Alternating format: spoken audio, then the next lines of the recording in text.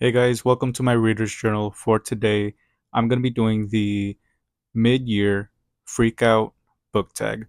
Now, I had no idea that this even existed, but honestly, if anyone should be freaking out at this time, it should be me. I am like 7 books behind on my reading challenge, which is crazy, but we're going to keep trucking along. I'm going to try to catch up, but I have the questions down for what this book tag is about.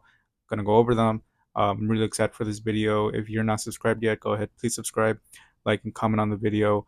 Now, let's get started. All right, so the first question is, what is the best book that I have read in 2025? Now, for me, hands down, this one is going to Year of the Reaper. This book is amazing. I have a review out for it already, so if you want to see it, go ahead and check it out. But I just love this book. Out of, I think I've only rated 3 books 5 stars this year. Out of those three, two of them are the Hunger Games books, The Hunger Games and Catching Fire. And Year of the Reaper is up with them. And I wanted to give this spot to Year of the Reaper because it's kind of like the underdog between those three because both of them already have a big reputation. They're iconic for a reason. But hands down, Year of the Reaper is the best book that I've read this year so far. So the next question is, what is the best sequel that I have read in 2025? And for me, it's gonna have to be Catching Fire. This book was so good. I started reading this one more analytical when I was doing my reading vlog for it.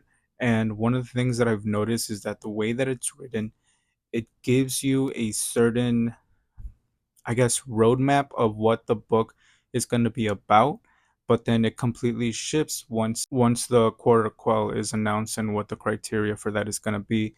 And I think overall it was just really good writing. It expanded the world a lot more, and I just love that book so much. So the next question is a new release from 2025 that I have not read yet. And that one, thankfully, I have bought it. I now have it. It is Sunrise on the Reaping. Again, I was doing my Hunger Games readathon, and I'm very excited to finally get to Ballad of Songbirds and Snakes and then Sunrise on the Reaping. I have heard really amazing things on both books, and I'm just really, again, excited to finally read those. The next one is my biggest disappointment in 2025. This one, I'm going to have to give it to. Actually, hold on. It's a tie. It's between either Mexican White Boy or We Were Here. I am currently 33% of the way through We Were Here, and I have to tell you guys, I'm not enjoying it so much. And they're both written by the same author, which, I mean, tells something, but think I'm liking, sorry, I think I'm disliking We Were Here kind of more than Mexican White Boy. Mexican White Boy, I just couldn't vibe with it. I didn't like the execution of it, but We Were Here is the narrator I actually very dislike, and that's kind of ruining the reading for me because I am not rooting for this story. Like I am gonna finish this as soon as I can just so I can get through with it. But those two are my biggest disappointments because this author is a Hispanic author that in the past I've seen his books being like either displayed or at least brought up in things. So I thought that he was going to be more prominent with his writing, but for me, it's just not hitting.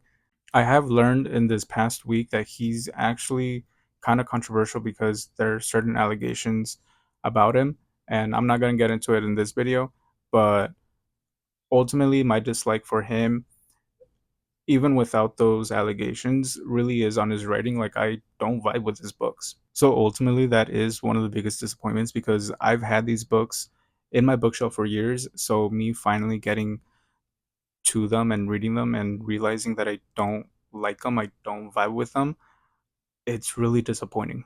Now the next one is the biggest surprise in 2025, and again was just talking about Matt De La Pena. My biggest surprise has been Superman Dawnbreaker, and he wrote it. And that's why it's my biggest surprise because when I first opened the book, the first couple of pages were talking about football, and I was like, because his Mexican White Boy was very heavily focused on baseball, right? That was part of the main character's like personality and everything. So I was really hoping that Superman was not just gonna be about like football. Um, but that wasn't the case. I actually really liked the book, and I think one of the reasons why I did enjoy the book and why it resonated was because one, it's such a big property that I don't think DC is going to allow a book to come out that they're not happy with. So in my head canon, that book was not just written by him, but was heavily either edited or they like the DC studios, like the book portion of that studio, made sure that this book was going to be a good one. So yeah, that was my biggest surprise. Now, my new favorite author, I this one was tough for me because any new book that I read, I haven't really loved in a sense. Like it was either okay or it was good but not like amazing. So this one I am gonna have to give to Makia Lucier, which is the author who wrote Year of the Reaper. Now I read Year of the Reaper in 2024 and I reread it again this year. So it's still a fairly new author and I genuinely really liked how she wrote the book and I would read another one of her books. I'm just really hoping that she and this book gets a lot more coverage than in my head they already have because I don't see people talk about her. I don't see this book being talked about, but also I'm not big on keeping up with book talk or book news. Like I'm not that type of person who has all that of information. So honestly, maybe this book is really big on book talk or this author has been making waves, but I just don't know because I'm not cut up to it. The next question is my newest favorite character. Now, again, this one I am going to have to cheat a bit, which I'm okay with, but it's going to be Nikolai. I read the Shadow and Bone trilogy last year in 2024, and then I reread it this year because I did want to review it freshly in this channel. And again, Nikolai, I just gravitated towards him. He is a character that I actually really enjoyed reading and was upset with what happened to him in the third book of Rune and Rising. But even though, again, I read those books last year in 2024, I am going to read the King of Scars duology for the first time this year. So even though, yes, was it cheating? Technically, yes. But I know that I'm going to read a book with him in it for the first time this year. And I'm pretty sure I'm going to enjoy it. So I don't feel bad about still naming him as my favorite at this point of the year. All right, next question is what book in 2025 made me cry? Now, I'm not the sentimental type that will cry. Um, I think the only times that I've ever cried is, at least in my adult life, has been when I see like a family member cry, then that will get me.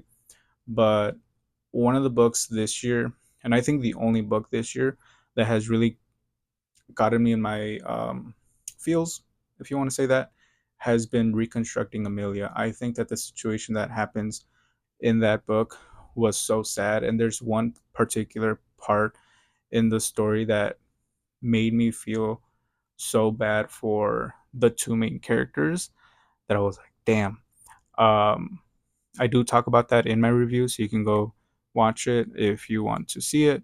But ultimately, that has been the book this year that has gotten close to making me cry. Now, what book have I bought this year that has the most beautiful cover?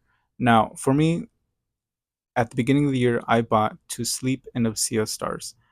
That book, oh my gosh, it's so stunning to look at.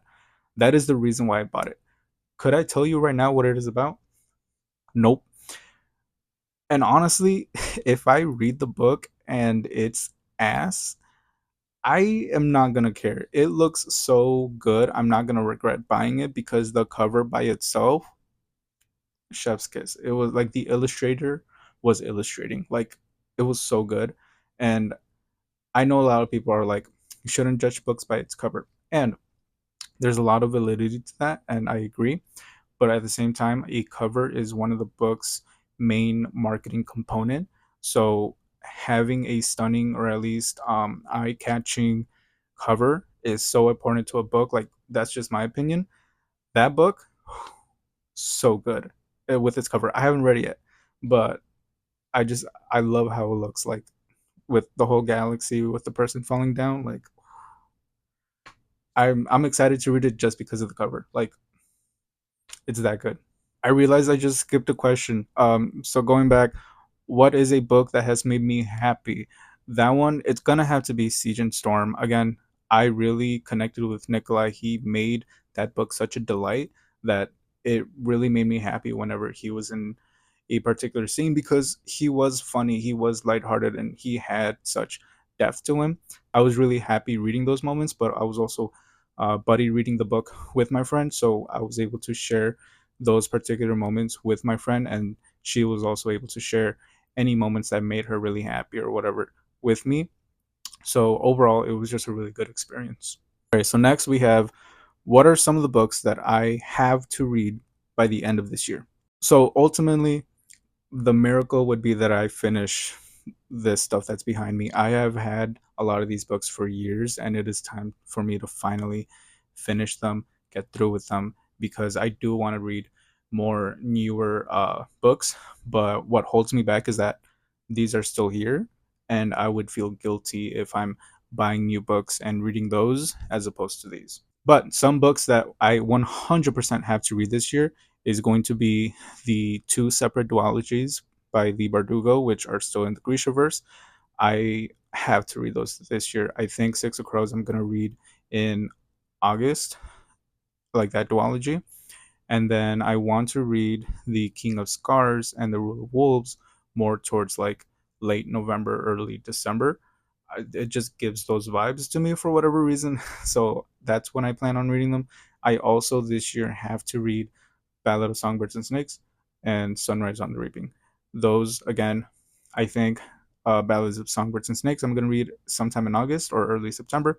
And then I think the other one, Sunrise on the Reaping, might do like a November one. All right, so the last question that I have is, who is my favorite book community member? Now, I didn't really have a hard time choosing this person because I genuinely really enjoy their content. In my head, I was like, "Oh, this person," but then I had to hold off a bit, and I was like, "Wait, is there anybody else who like could really contend like with this person?" And realistically, the answer was no.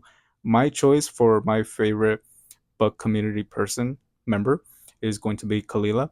If you don't know her, what are you doing? The reason why she is my favorite is because she holds such a big energy and a goofy energy that I don't have, and I don't strive to have. I'm a chill person.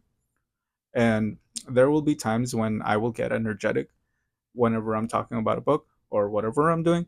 But like naturally, especially when I'm like just by myself and like with my phone camera and everything, I'm not gonna be like this big energetic and goofy person, because just naturally I'm not like that. So I'm not trying to strive to be like that. But her energy that she has, the way that she presents herself, the way that she really talks and embodies like the reader energy is so like captivating. Like, I don't see all of her videos, but the videos that I choose to watch, I really do enjoy, because she just has that energy that is very palpable and people can enjoy, and it again really easygoing. So to me, she's my favorite. All right, so that is it for this book tag. I did try to go as quickly as possible because I didn't want to make this video super long or anything. But yeah, let me know if you have any questions on any of the things that I've answered, or if you have any further comments. Again, don't forget to subscribe or like the video. But other than that, I'll see you guys again later, and hope you guys have a good day. Thank you.